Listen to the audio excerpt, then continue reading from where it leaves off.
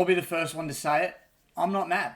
I'm not disappointed with that effort. I'm not disappointed with that result. Well, I am disappointed in the result, but I'm not angry with it. It hasn't bothered me too much. I think I walked away from that game last night in relatively good spirits, considering we lost. So I thought plenty of upside that game. Again, yes, when it counted, we had the chance to win the game and pinch it, but Richmond probably cost Richmond yet again, which is the disappointing side of all of this, that we just haven't learnt to, one, put a team away because we did have a decent lead at one stage, but two, just take the most or make the most of our chances that we do get in front of goal and going inside 50 especially. So there's plenty to talk about from this game, a lot to dissect. We will get into the pre-game celebrations first. Obviously, Anzac Day.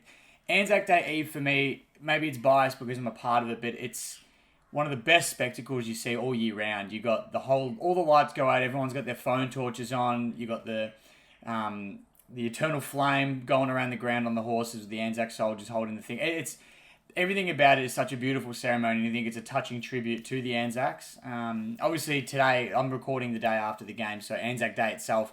Today is obviously the big day, but I just think that the whole celebration around Anzac Day Eve is quite amazing. And obviously, it's a biased opinion because, we're a part of it, but it's an honour to be a part of it, and I love that every year now I can go to the Richmond-Melbourne game and feel like I've got some involvement with Anzac Day that the Collingwood and Essendon fans have had for so many years. So it's great.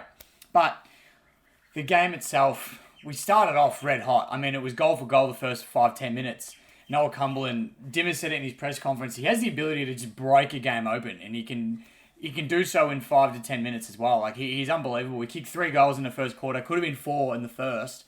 He did go a little bit quiet after that, which I know is something that we're trying to work on a lot with him. Dimmer especially is trying to work on keeping him more involved within games. But he's young. He's played less than 20 games. Like, you're going to have this with blokes like him. But it's good to see that when he wants or when he puts his mind to it, he can switch on and do things like that and become such a damaging player. So that was really exciting from him. But I just thought we were great. I thought the pressure around the ground was awesome. Like, we're this far off some tackles, though, which is one of the biggest critiques I've got of our team at the moment. We let too many tackles slip. Like, the pressure is good. We slow play down because we're grabbing players and nearly getting them holding the ball and nearly pinning them. And we just let them out. And I think there was a couple of instances throughout the game. If we just had held on to a couple of more tackles, it would have changed the whole game entirely. But I think the way we played was a lot better. Like, we played that fast-paced, attacking football again. I thought Jack Rewalt was exceptional. A lot of talk about him. Lynch has gone down, and he's stepped up and become the Jack of old almost. Like, he's played such good football. He's kicking goals, hitting the scoreboard, but he's bringing his teammates into the game as well, which is even more important, I think.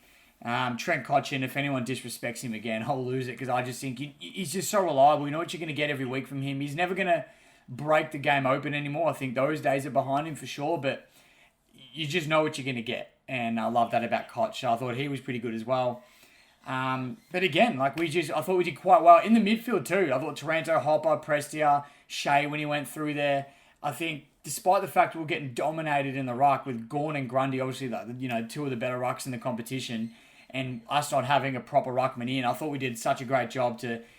I mean, look, I'll look at the stats later, I'll watch the replay, maybe I'll have a different perspective, but from what I saw on the ground, I don't think we got beaten up in the middle too badly, which I think helped us keep the lead for a majority of the game as well. So I was really happy with that. I'm trying to find as many positives out of a loss as I can, which is hard to do, but I thought last night there were plenty to take. And like I said, I got home from the game, and normally that's me done for the rest of the week. I'm miserable or more disappointed, but after last night, I'm not too upset with that one. Like I said, there was chances. We had them. Like in the last quarter, a couple of easy set shots on goal that we should have taken, really, which, we were winning at 3/4 time. So you kick the first goal, the margin grows even bigger, makes it that little bit harder for Melbourne to come back, and you just never know where it goes. So I'm not blaming one kick in particular, but there was a few throughout the game that we really could have nailed. Like, I know Samson missed a couple, Ben Millen missed that one at the start of the fourth quarter.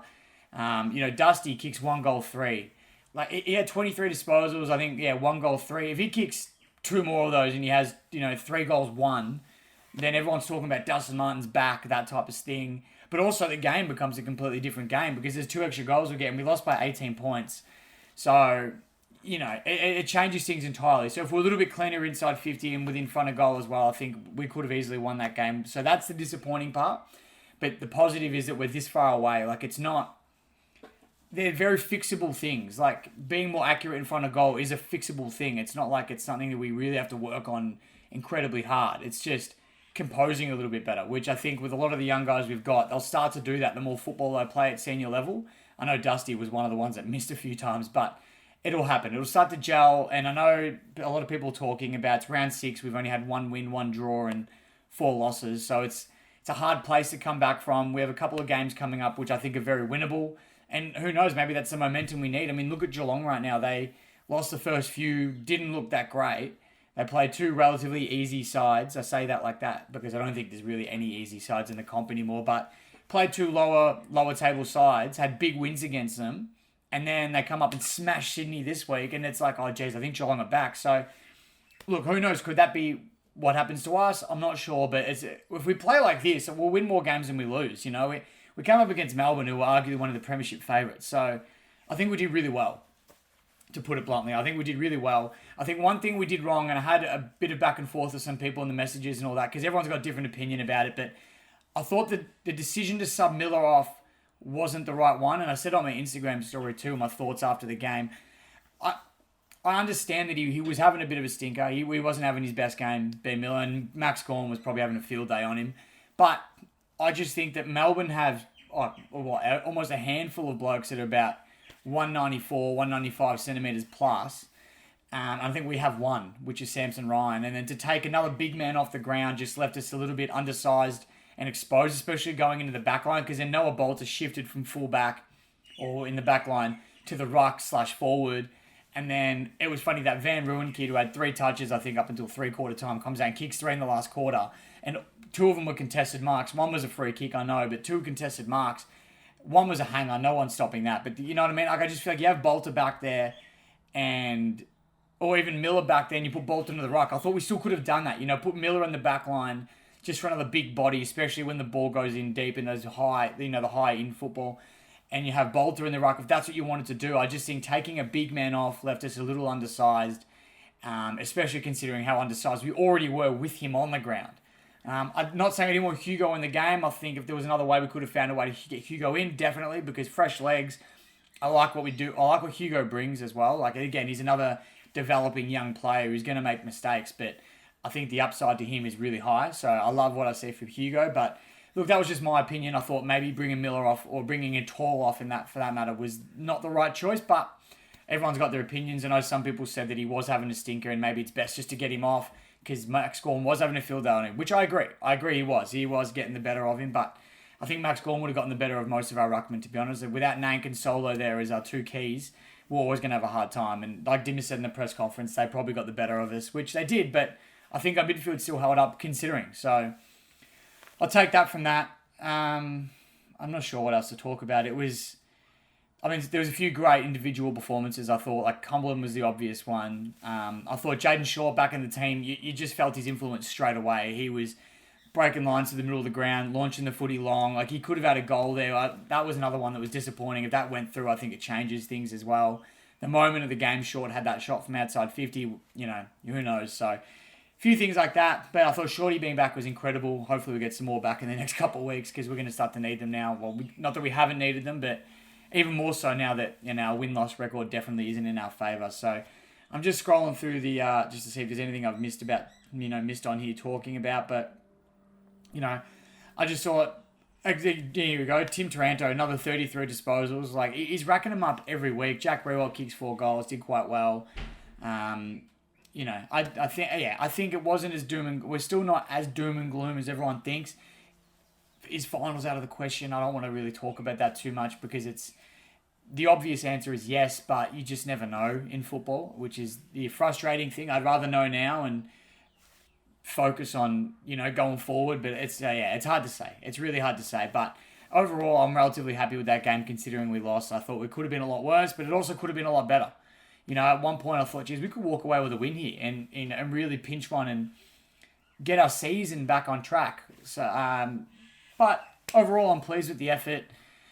maybe I'm being a bit optimistic. I don't know. I might change my opinion in the next couple of days after watching replays and, getting a better statistical analysis of the game and picking apart little bits and pieces here and there. So we'll wait and see how that pans out. But for the moment, I'm relatively happy with how we played, and disappointing to lose. Obviously, it's always disappointing to lose, but sometimes I think we can take a lot of great learnings out of this game, and not to be that guy that says, we learned a lot from the loss, but honestly, I think we did. I think we learned that when we play our best football, we can match it with the best clubs in the comp. So if we can take that confidence in going into the next couple of weeks, who knows what we can potentially do and the wins we can get back on the board, because it's more every chance. So I think, why not? But yeah, that's pretty much it.